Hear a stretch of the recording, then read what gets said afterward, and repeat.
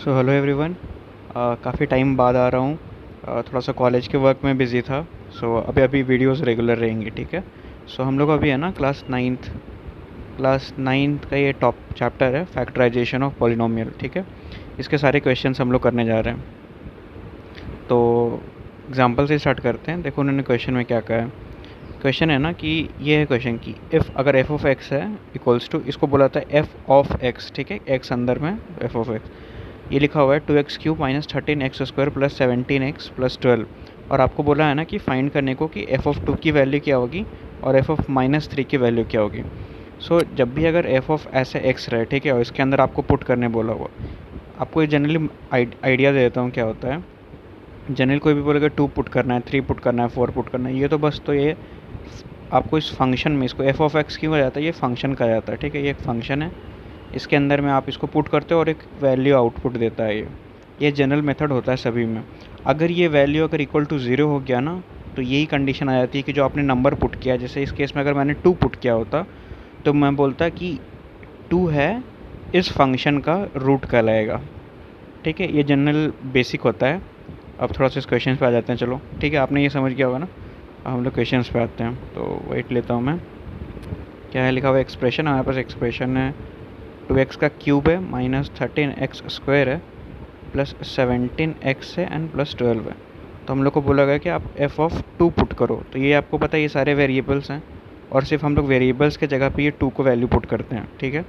तो आज यहाँ पुट करते हैं, ये हो जाएगा 2 इंटू एक्स का क्यूब, मतलब 2 का यहाँ पे क्यूब होगा, -13, 2 का यहाँ पे स्क्वायर होने वाला है, और 17 इंटू सिर्फ 2 है वो, और ये 12 हो जाएगा।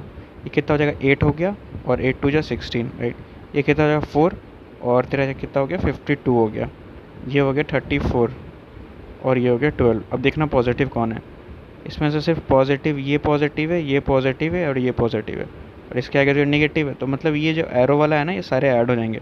तो ऐड करो 16, 34 एंड 12, कितना हो जाएगा 6 7 8, 8 4 12 के 2 हाथ में 1, 1 2 3 4 5 6, ठीक है। 62 में से आप अगर 52 घटाओगे तो आपकी जो वैल्यू ईल्ड करेगी ये 10 ईल्ड करेगी, राइट।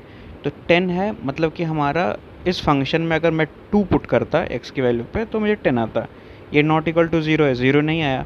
तो अगर कहीं पे स्टेटमेंट अगर आपको मिल जाएगा ना कि बताओ कि अगर इज़ ऐसे लिख के आएगा कि is to root of this f of x, तो तुम उस केस में बोलोगे कि no, it is not a root, क्योंकि हमारा जो आउटपुट है वो 10 आ रहा है, नॉट इक्वल टू 0 है, ठीक है। और ये 0 नहीं है, इसलिए ये रूट नहीं कहलाएगा। बस एक सिंपल एक्सप्रेशन है, करने पे 10 आ गया। देखो यहाँ पे 10 इन्होंने दे दिया।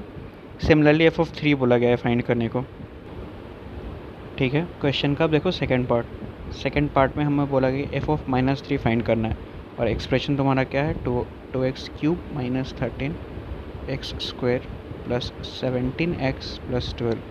और बस पुट बोला है, तो जहाँ पे देखो -3 है ना, जहाँ पे जितने सारे वेरिएबल है बस उसमें आप पुट कर दो, तो क्या हो जाएगा 2 इंटू एक्स -3 यहाँ पुट करना है, इसका क्यूब है, -13 -3 इसका स्क्वायर है, प्लस 17 यहाँ पे 3 -3 आ जाएगा, राइट।